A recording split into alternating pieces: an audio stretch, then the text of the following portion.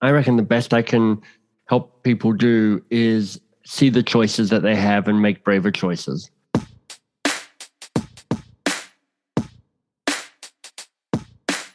I do think if you're going to pick up one question to start asking, and what else is a really good place to start.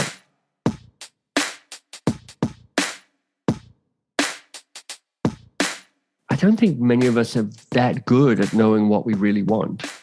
But if you understand what you want, it gives you a foundation for action and a foundation for commitment.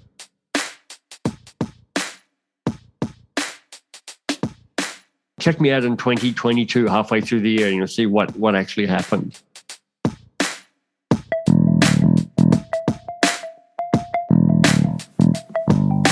Hello and welcome to the Qualified Tutor Podcast, the podcast that brings you the latest in the world of tutoring, edtech and education, and hopefully inspires in you the big change that each and every one of us is capable of. Qualified Tutor is an industry-leading tutor training organisation and online tutoring community for thousands of tutors around the world.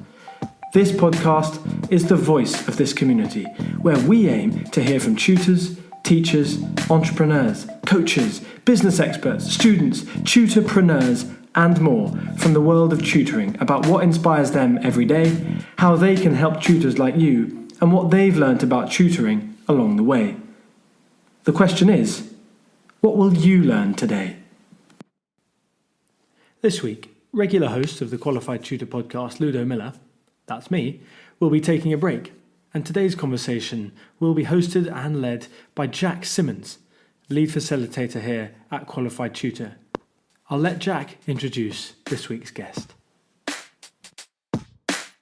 Michael Bunga Stania helps people be a force for change. He's best known for his book, The Coaching Habit, which has sold close to 1 million copies and has thousands of 5-star reviews online. His latest book, How to Begin, helps people find the clarity and courage to take on a worthy goal and start something thrilling, important and daunting. He founded Box of Crayons, a learning and development company that helps organizations move from advice-driven to curiosity-led. They've trained hundreds of thousands of managers to be more coach-like, and their clients range from Microsoft to Gucci. He left Australia about 30 years ago to be a Rhodes Scholar at Oxford University, where his only significant achievement was falling in love with a Canadian, which is why he now lives in Toronto, having spent time in London and Boston. Balancing out these moments of success, he was banned from his high school graduation for the balloon incident, was sued by one of his law school professors for defamation, and his first published piece of writing was a harlequin romance-esque story involving a misdelivered letter and called The Mail Delivery. It's a pleasure to have you here, Michael. Welcome to the podcast. Hey there. I am delighted to be here. Thanks. Lovely. I'm jealous of your awesome T-shirt, but no matter. I can try not to feel too diminished by the tie-dye-ness of it all, and I'll keep going. Thank you. Yeah, I'll try not to dazzle you too much today. I feel dazzled, Jack. Well, I think you're about to dazzle our listeners because you've certainly dazzled me over the past year with your Coaching Habit book. The 7 questions have made a humongous difference to the way I do things as an educator. Oh, that's great. So for our listeners, I would love you to give us a little bit of a picture about who you are as an educator by answering our favorite question on the podcast. Right. Which is, what's your why as an educator? Simon Sinek would be proud of you. Here's my why as a human being, which connects to kind of my why as an educator. So it's slightly odd language, particularly in the middle of a pandemic, but I came up with this 20 years ago, maybe a little less, and it's felt like a useful North Star to have since then. So the way I put it is this: I want to infect 1 billion people with the possibility virus. So you can see why that is actually just a terrible COVID thing to say out loud. But I'll tell you why it matters to me. There's 2 or 3 elements to it that make it powerful. The first is, and this is kind of a grounding in existential theory, I guess, which is, I reckon the best I can help people do is see the choices that they have and make braver choices. I'm like, okay, so the possibility virus for me is about choice and seeing choice and knowing that you're always, whatever your circumstances, you have choices as to what you do and who you are and how you show up and whether you turn left or whether you turn right. It's true for sure that privileged people like you and me, Jack, probably have other choices, better choices often than other people in the world, but we're all at choice. So there's that. And then the possibility virus and infecting 1 billion people. Well, 1 billion is about an aspiration that's so big I can't possibly achieve it. So it speaks to a scale which I'd like to play. But what's helpful about the virus metaphor is it gets me out of the way. It decenters me from the conversation because I can't personally touch 1 billion people, not even close to it. And if I make myself overly make myself the hero of what's going on, it limits the impact that I might have. So, I love it when somebody like you or a teacher or an educator says, look, I love your 7 questions and thank you for putting them together for me. I'm like, that's great. But honestly, I'm hoping there's a bunch of people who've never heard of the book, never heard of me, but somehow the 7 questions have shown up and they've changed the way that they relate to people who they mentor or coach or teach in some way. And if that's happening, then I feel like I win that, even though I don't even know about it. There is so much good stuff in there. And I think it's incredible and so evident in your books that essence of who you are and what you do is there, that getting out of the way and letting the good stuff happen. But you did write the book. And the 7 questions have your name on them. So how did you get to them in the first place so that we could get to them? Yeah. Well, when I did my coach training, and I trained with a company called CTI, Coach Training Institute, probably 20 years ago. And I noticed that what I was really watching and looking at in the teaching that I was getting was what questions were people asking. And so I just started building up a bank of questions. And there's so many good questions out in the world. And I'm like, you know what? It's the question that can make the difference. If you can ask a good question and then shut up and listen to the answer, as simple as that it sounds, it's quite difficult, but there's some magic that happens there.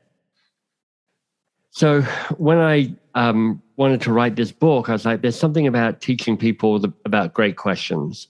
And, one of the early iterations of the book was actually, look, here are 170 questions that I think are awesome. And I imagine it'd be like, it's a 300-page book. There's 1 question per page. People will be amazed by it. And I wrote that out. And I'm like, this is just the worst book ever. It's too much. It's overwhelming. It's you can't take it all in. It became boring to write because I'm like, what can I say about this question that I didn't kind of say about the previous 263 questions? So I abandoned that and got the idea of curating it down and kind of shrinking it. And Jack, it took me a while. I mean, it took me, because I went through a number of iterations of writing the book because it kept getting turned down by publishers. So I'd write with 5 questions and then with 12 questions and then with 6. And finally, I kind of went, look, this 7 feels like, 7's a good number. It's kind of got a, 7 habits of whatever people. Yeah. There's a kind of thing about 7, not too big, not too small, graspable for people. And I think these 7 questions, they're not the only questions that you can ask, but they cover a lot of circumstances. If you have those 7 questions and you only have those 7 questions, you can go a long way in being more coach-like, which is actually about, can you stay curious a little bit longer? I think what's fascinating about those questions is they all have a kind of character and a place, right? Yeah. So you just said that there's so many more questions, and that's true, but all of them fall into one of these 7 categories. And I wonder if you have a favorite category or whether that is a context thing. It is a context thing, because the meta question is, what's the most helpful thing to ask right now? And sometimes actually the answer is don't ask anything, just be quiet and let them keep talking. But people ask me that quite regularly, and I've got a glib answer, which is like, I think the best coaching question in the world is, and what else? Because it's a way of strengthening any conversation. It's a way of taming your advice monster. It's a way of making sure that if you've asked a good question, you go a bit further with it than just moving on to the next question. But I'm not sure that makes it my favorite. I do think if you're going to pick up one question to start asking, and what else, is a really good place to start. Okay. The question that I find hardest to answer, which is another version of this, is what do you want? It's the fourth question of 7. And in some ways it's, the center of the book. And there's something really interesting in the center of the book. There's a great book I've been reading about story structure, and the center of the story is often the turning point for the hero when she meets a certain thing and she realizes a thing that needs to happen, and the center of the story, there's a commitment that happens and a depth that happens that can kind of break things open. So I like the fact that it's the question in the middle of the story. And I don't think many of us are that good at knowing what we really want. But if you understand what you want, it gives you a foundation for action and a foundation for commitment. And if you can ask a question that helps people figure out what they want, that can just make all sorts of things clear that were hitherto murky. Sure. You're right, though. It is the scariest of all your questions, I think. It can be. I mean, sometimes there's a glib answer to it, but if you go, what do you want? No, what do you really want? Yeah. Like, okay, what do I really want? Who am I? And you kind of, we're told so much of our life what we want or what's expected of us. And what's expected of us is often slightly different from what we actually want. And what we want is actually often more human than a deliverable. So it really does have the possibility of opening into an interesting moment of insight or revelation or something.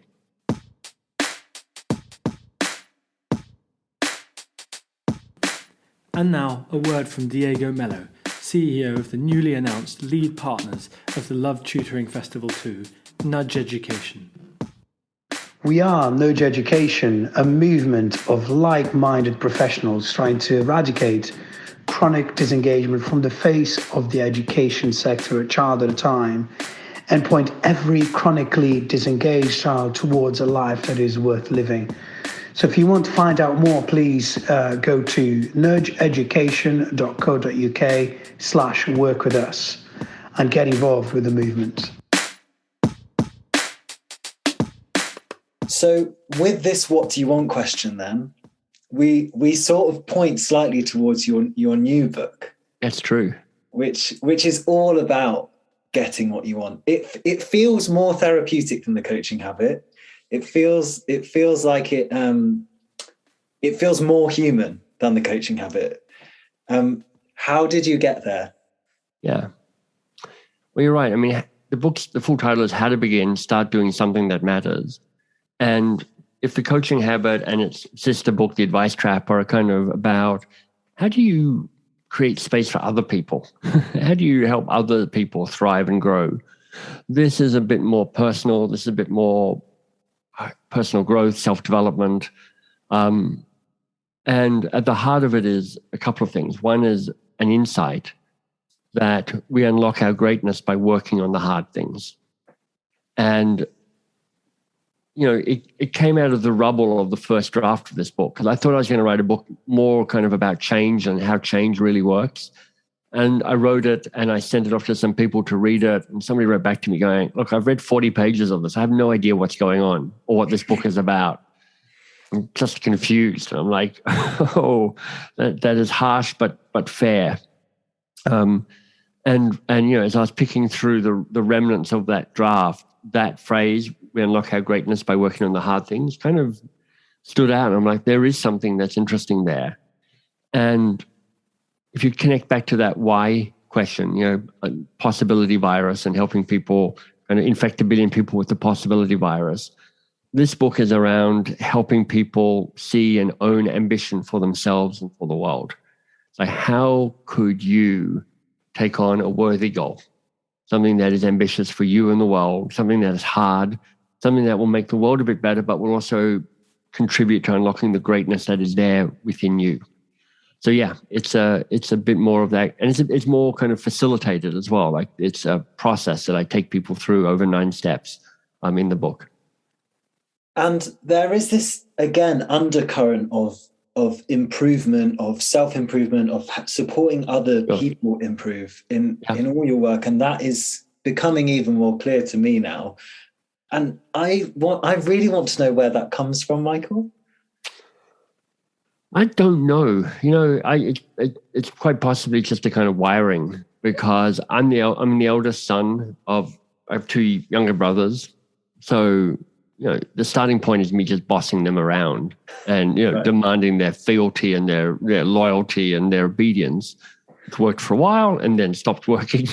And then they got stronger and bigger than me, and it definitely stopped working after that. But I've always had a inclination to take a leadership role.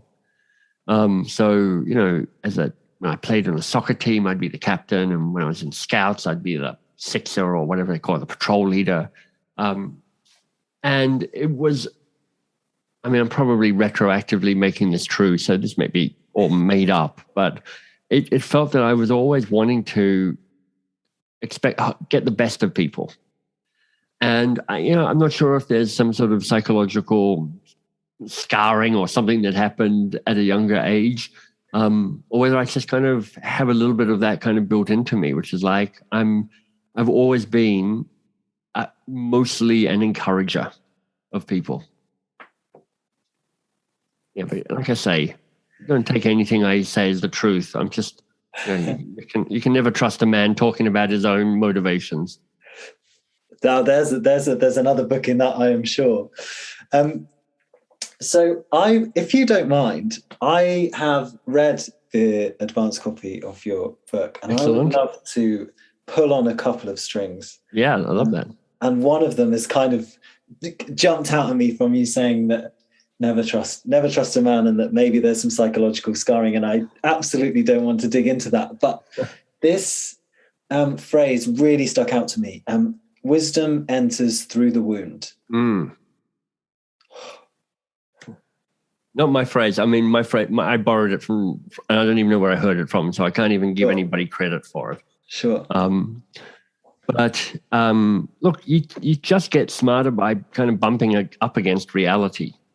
There's a writer called Mike Abrashoff who he was a former U.S. Navy ship's captain. And, he had one of the stories where he's like, and I whipped my ship into shape, and we went from the worst ship to the best ship in the U.S. Navy. And how did I do it? Well, primarily he gave people autonomy, which was great and countercultural in the U.S. Navy, I would guess. Yeah. But he does have a lovely saying. He goes, look, there are 2 types of mistakes you make. There are above the waterline mistakes and below the waterline mistakes. And you want to help people avoid below the waterline mistakes, because if they don't avoid them, then the ship sinks and we're all screwed. But above the waterline mistakes is experience. That's how we just get wiser and better about it, which is like we stumble and we struggle and we fail a bit, and we get rejected and we're tested. And I literally have scar tissue. Like, I have a cleft lip and palate, so when you look at me, you can see I've got scars on the top of my lip and a slightly odd looking face, and you can probably hear a slight speech impediment in the way that I talk.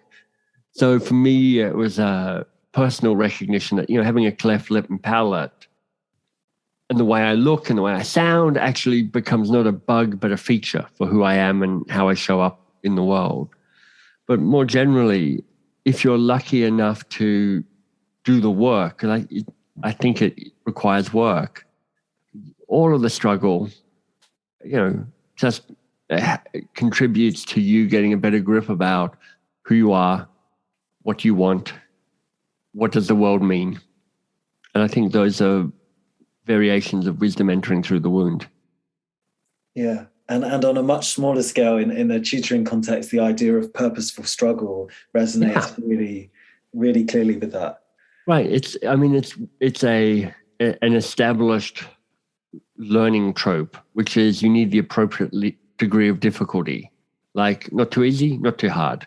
But if there's not some sweat equity in the work, then stuff doesn't stick. Neural pathways don't get formed. People don't get smarter. The tutoring, the mentoring hasn't been as successful as you hoped. Yeah, fab. Okay. There's that. I'm not sure who came up with this, but that described process of learning where you go from unconscious incompetence, you don't even know that you suck, conscious competence, you know that you suck, conscious incompetence, you know that you suck, conscious competence, you're getting the hang of it, even though you have to be present to it, and then unconscious competence, which is when you start kind of getting some mastery around it. And the least comfortable of those places is conscious incompetence, and the best learning place is conscious incompetence.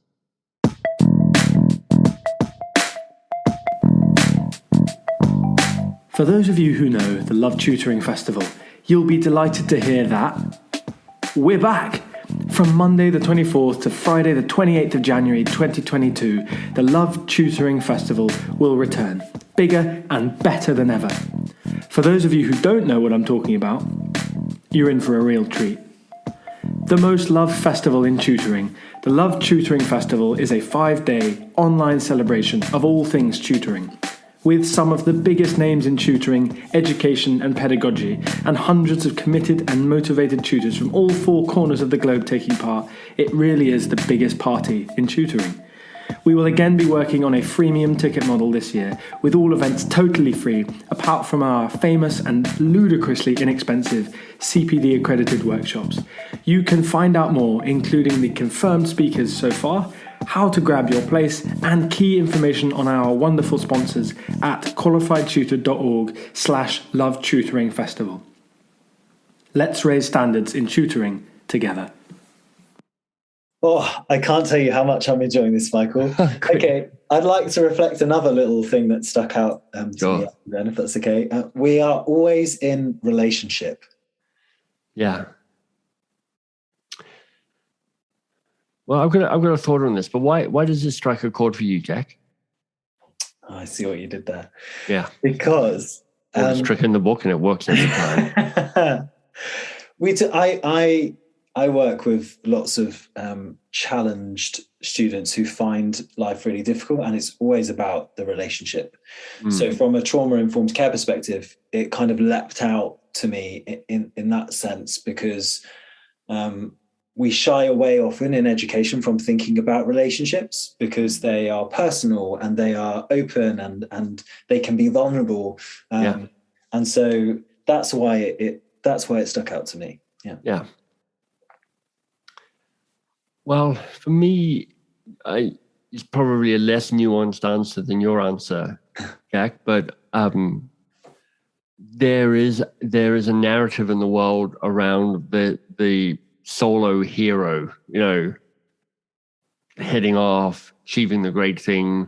Particularly men love that kind of narrative. And but it's not just gendered. It's everywhere, which is like this, the way you achieve it is you become the hero. And that narrative is seductive, because who doesn't want to be the person standing there kind of on top of the mountain, the conquering person, whatever. But it feels like it's both naive and lonely to go, I need to do this by myself. So this idea of setting off on a worthy goal, something that's thrilling and important and daunting, meaning you don't really know how to do it. And it takes you to the edge of who you are and where your confidence and your competence and your autonomy and your self-sufficiency is. It's like if you try and do that by yourself, it's just not going to work. I mean, you're going to struggle and fail. You have to kind of call in help. You have to call in relationship. And maybe I write about this because this is something I keep needing to learn. Like I've got some success stories around that, and I've also got a tendency to kind of be wired into I'll do this all myself, and that's tiring and not that helpful, and typically not that successful either. And it's so refreshing to hear a self-help kind of idea that says, you know, it's okay to look outside of yourself for things and it's be part of it. I mean, it's the tension within self-development where one of my mentors, a guy called Peter Block, says, we're trying to give people responsibility for their own freedom. And I think that's a very powerful phrase, which is like, this is that existential choice, which is like your life, your choices, make good choices. But it's also true that we're in relationship and, you're human by nature of the other humans around you and who you are. You can't be a human if you're not having a relationship of some sort. You're not engaged with other people. And, perhaps it's a little bit like Newtonian theory and quantum physics, which is Newtonian physics is true and quantum physics is true, and they contradict each other. And it feels a bit the same, which is like, look, this is you, you're on your own, this is your life. You are actually alone. Make good choices because you live and then you die. And that's it. Because I believe that. I'm kind of an atheist and an existentialist. So I'm like, look, when I'm dead, I'm done. There's a little blip of light amongst nothingness. But at the same time, I'm like, relationships, that's how we do it all. And these are both true and they're kind of contradictory as well. Fab.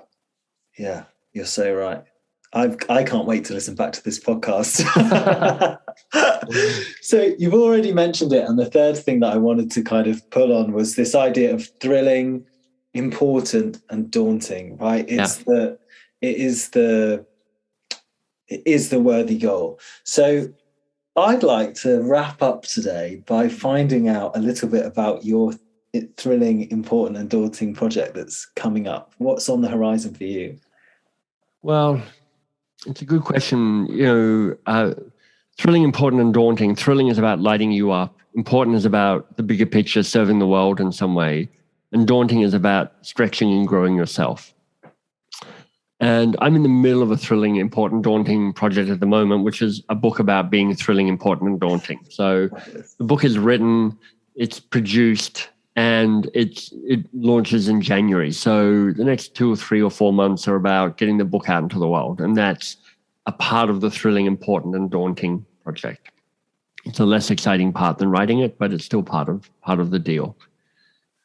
And then I've got some options as to what the next worthy goal looks like. And I don't know which one it's yet, but there's one part of me that goes, I have ideas for 3 new books and I like them all. And they're pretty tight as far as ideas go. So one worthy goal I'm asking myself is, what if I could write 3 books in a year? That's a lot. And that's hard to pull off. So part of me likes the challenge around that, and the fact that I can kind of see and taste what these 3 books might be gets me excited. A different way of framing it, but similar but different, is to say, what if I fully claimed the role of being a writer? Because up to now, even though I've written 5 or 6 or 7 books or something, I'm not really a writer. I'm more a business person who writes books. I'm more a teacher or a coach that writes books. Which means that often my books have a business model connected to them in some ways, which is like, this is how they get out in the world. This is how people get engaged in the book.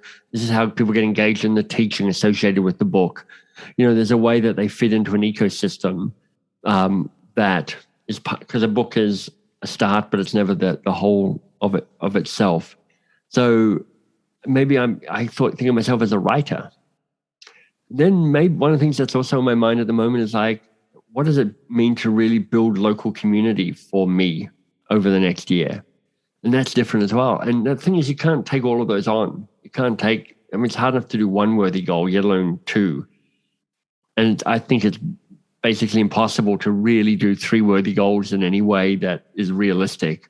So I'm still trying to figure it out. I mean, that's part of the process, which is like, okay, some of us have lots of ideas of worthy goals. So you have to make a choice and commit to one and put the others aside. Which one would I pay the greatest price on if I failed to commit to it?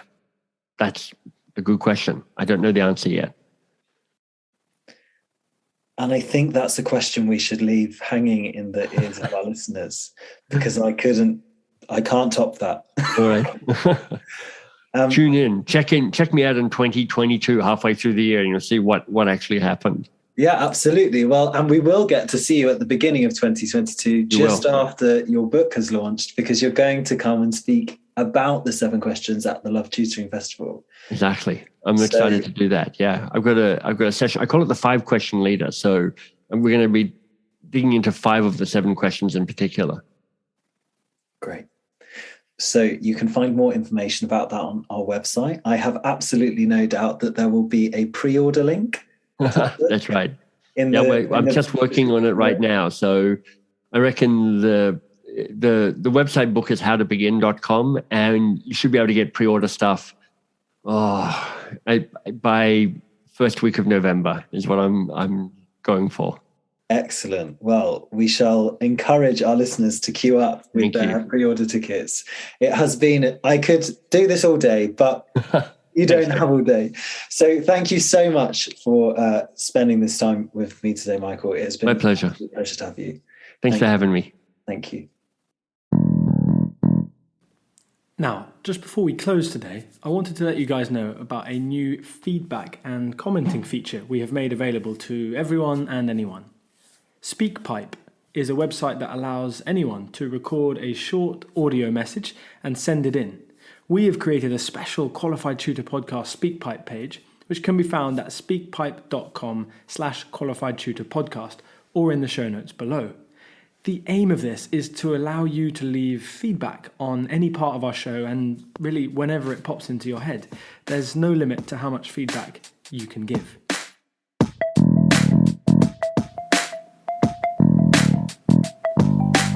Thank you for listening to this episode of the Qualified Tutor Podcast.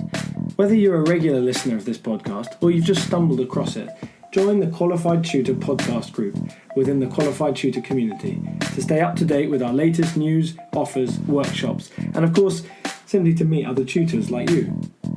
Whatever your level as a tutor, our training courses will be the next step in your professional development. Visit qualifiedtutor.org/training to find out more about our CPD accredited and Ofqual recognised courses, the first of their kind in the tutoring industry.